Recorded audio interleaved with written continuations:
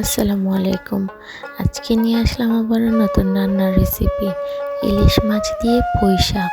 তাহলে চলুন মেন রেসিপিতে চলে যাই।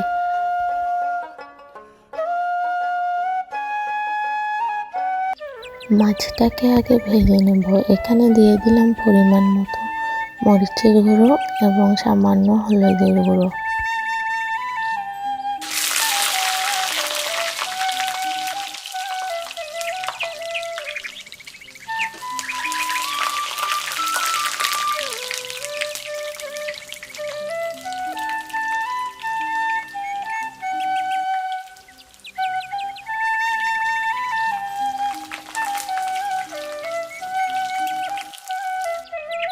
এ পর্যায়ে আমি কড়াইতে দিয়ে দিলাম হাফ কাপের মতো সরিষার তেল।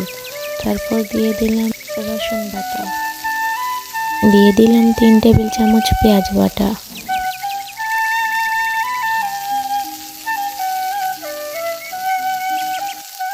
পরিমাণ মতো দিয়ে দিলাম লবণ। মশলাটাকে ভালোভাবে 5 মিনিটের মতো কষিয়ে নেব।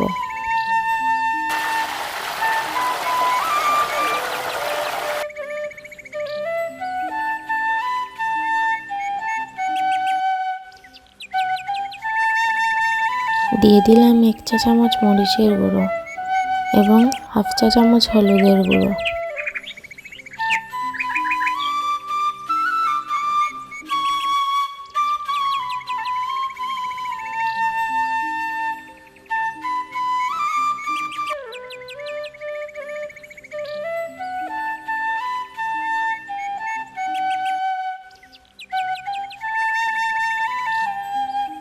দিয়ে দিলাম কেটে রাখা আলু। মশলার সাথে আলুটাকে ভালোভাবে কষিয়ে নেব।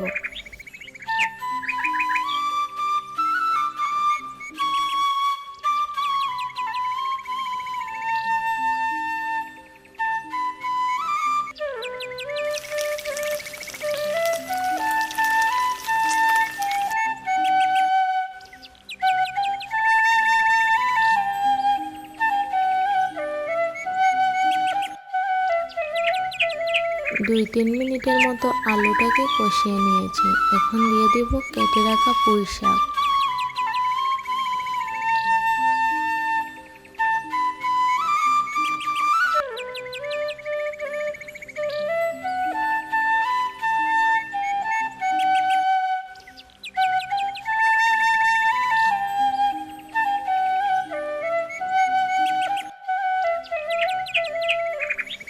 পাঁচ মিনিটের জন্য ঢেকে রাখবো। 5 মিনিট পর কিন্তু পুঁই শাক থেকে অনেকটা জল বেরিয়ে আসবে।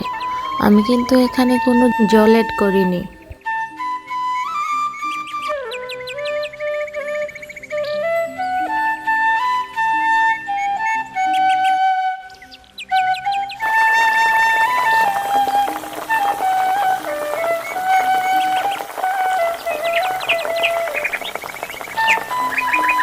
দিয়ে দেব ভেজে রাখা ইলিশ মাছ।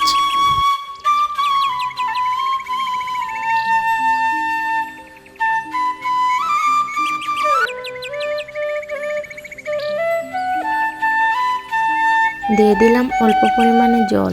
এখানে আপনারা অল্প পরিমাণেই জল ব্যবহার করবেন, কারণ যেহেতু আমাদের মাছটাও ভাজা এবং আমরা পুঁই শাককেও ভালোভাবে কষিয়ে নিয়েছি।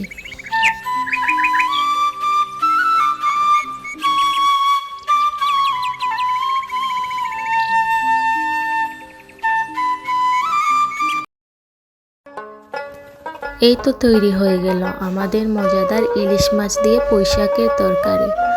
একবার হলেও এই রেসিপিটি ট্রাই করবেন।